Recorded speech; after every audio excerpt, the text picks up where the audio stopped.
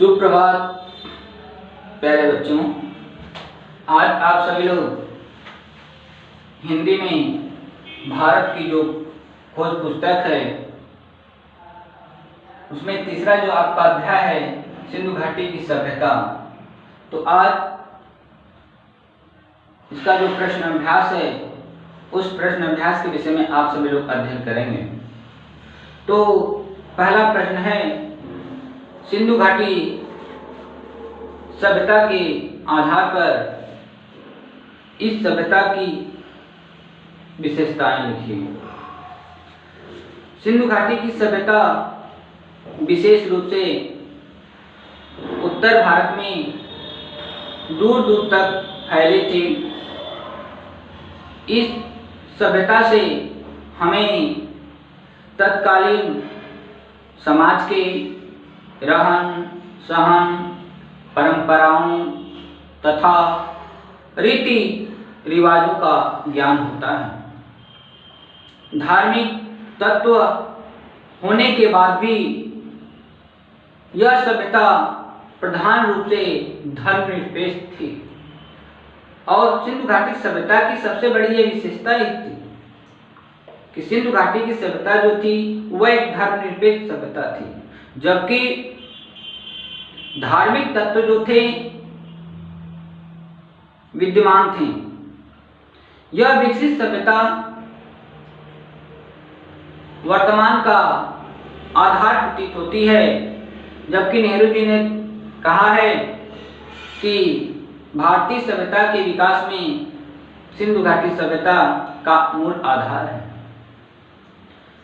यही सभ्यता आगे चलकर सांस्कृतिक गुणों का आधार बनी। अगला है आपका प्रश्न नंबर 2, सिंधु घाटी सभ्यता ने भारत के विकास को किस तरह प्रभावित किया?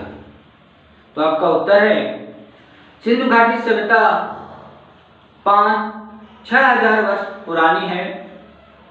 इस सभ्यता का प्रभाव भारत के विकास में भी देखा जा सकता है। आज भारत की जो स्थिति एक शिशु जैसी न होकर विकसित सयाने के रूप में दिखाई पड़ती है। उसने जीवन के तौर तरीके सीख लिए हैं।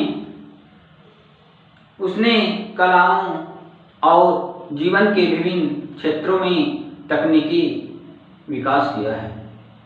आज भारत जिस रूप में है उसकी जड़ में सिंधु घाटी सभ्यता का प्रभाव दिखाई देता है। अगला ये प्रश्न नंबर 3, सिंधु घाटी सभ्यता के नष्ट होने के लिए किन किन कारणों की संभावना व्यक्त की गई है? तो सिंधु घाटी सभ्यता नष्ट होने का कारण किसी आकस्मिक दुर्घटना को माना जाता है, जिसका प्रमाण नहीं मिलता। इसके नष्ट होने का एक प्रमुख कारण सिंधु नदी की बाढ़ को माना जाता है, जो अपने प्रवाह के साथ नगरों तथा गांवों को बहा ले गई होगी। इसका अन्य कारण यह भी माना जाता है कि मौसम परिवर्तन के कारण जमीन सूखती गई और चारों ओर रेगिस्तान छा गया होगा। तो जो आप लोगों का अगला प्रश्न है कि वेद अवस्था के अधिक निकट है, पाठ के आधार पर स्पष्ट कीजिए। वेदों को भारतीय संस्कृत का सबसे पुराना इतिहास कहा जाता है।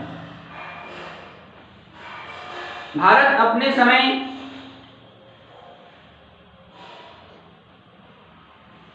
भारत आते समय आर्य उन्हीं विचारों को साथ लाए थे जिसमें अवेस्ता की रचना हुई। वेदों और